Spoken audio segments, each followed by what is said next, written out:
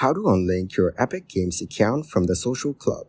I'm going to show you how you can easily unlink your Epic Games account from social club. To unlink your Epic Games account from your Rockstar Games account, follow the instructions.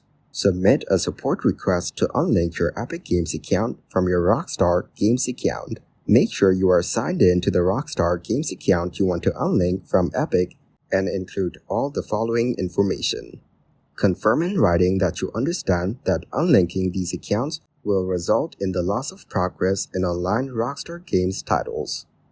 The Epic ID associated with your Epic Games account is to navigate to epicgames.com.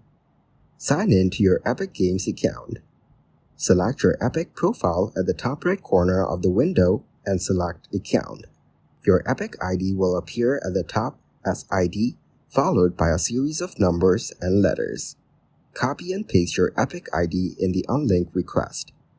Capture a screenshot of the Epic profile page showing your Epic profile name and the account.